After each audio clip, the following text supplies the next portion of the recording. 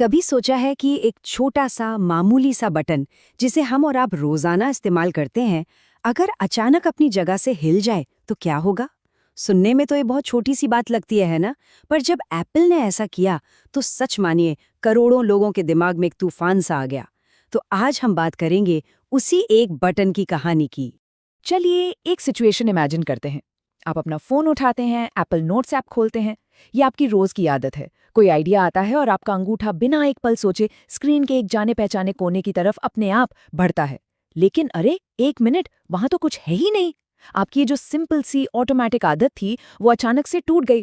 और इसके बाद इंटरनेट पर लोगों का गुस्सा कुछ ऐसा फूटा, मेरा तो पूरा का पूरा वर्क फ्लो ही बर्बाद हो गया। हाँ, हो सकता है सुनने में ये थोड़ा बढ़ा चढ़ाकर बोला गया लगे, पर ये उस असली फ्रस्ट्रेशन को दिखाता है जो लोगों ने महसूस की। जब हमारी किसी पक्की आदत में कोई रुकावट आती है तो बिल्कुल ऐसा ही लगता है। तो भाई आखिर हुआ क्या था? देखिए, सालों से नया नोट बनाने का जो बटन था वो स्क्रीन पर नीचे दाईं तरफ के कोने में होता था। मतलब एक ऐसी जगह जहां हमारी उंगलियां बिना देखे अपने आप पहुंच जाती थीं। लेकिन नए अपडेट में एप्पल ने उसे खिसकाकर बाईं तरफ या बीच में कर दिया। बस इतनी सी बात, और यही सारी परेशानी की जड़ थी। अब असली सवाल ये उठता है कि इतना छोटा सा, इतना मामूली सा बदलाव इतना गलत और इतना परेशान करने वाला क्यों लगा? इसका जवाब किसी ऐप के डिजाइन में नहीं, बल्कि हमारे दिमाग के काम करने के तरीके में छिपा है। आखिर एक बटन के हिल जाने से हमें इतना अजीब महसूस क्यों हुआ? इसका जवाब एक बहुत ही कमाल की चीज में है, जिसे कहते हैं डिजिटल मसल मेमोरी। ये आप कह सकते हैं वो प्रोसेस है जहां हमारा दिमाग बार बार किए जाने वाले डिजिटल कामों को ऑटोमेटिक तरीके से करना सीख लेता है, बिना ज्यादा सोचे समझे। बिल्कुल वैसे ही जैसे हम सालों बाद भी साइकिल चलाना नहीं भूलते या कीबोर्ड पर टाइप करते हुए सोचना नहीं पड़ता। तो ये आदत टूटती कैसे है? समझिए।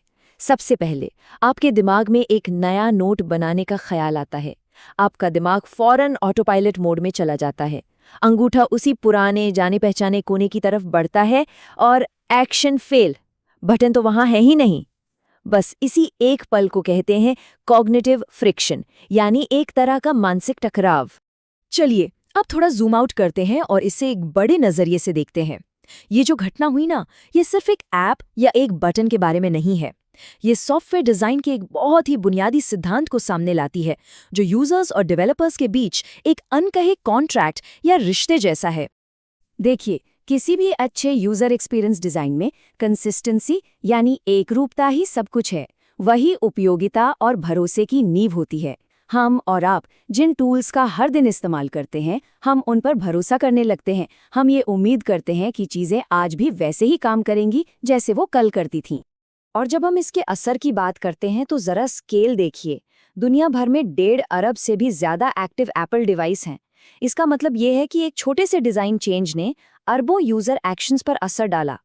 ये कोई छोटी मोटी लहर नहीं थी, ये अपने आप में एक डिजिटल सुनामी थी। और यहीं से हम डिजाइनरों की सबसे बड़ी दुविधा पर पहुंचते हैं। एक तरफ तो वो प्रोडक्ट को बेहतर बनाना चाहते हैं, नए नए फीचर्स लाना चाहते हैं, इनोवेशन करना चाहते हैं, और दूसरी तरफ उन्हें यूजर्स की उन आदतों का भी सम्मान करना होता है जो सालों में बनी हैं। ये हमेशा से ही परिचित चीजों और नई खोज के बीच एक नाजुक संतुलन बनाने की कोशिश रही है। तो अब आप समझ गए होंगे कि ये मामला सिर्फ एक बटन से कहीं ज्यादा बड़ा है। नया नोट बटन का ये जो पूरा किस्सा है, ये असल में इंसान और कंप्यूटर के बीच के रिश्ते को समझने का एक परफेक्ट उदाहरण है। ये दिखाता है कि हम टेक्नोलॉजी के साथ कैसे जुड़ते हैं और अनजाने में उस पर कितना ज्यादा निर्भर हो जाते हैं।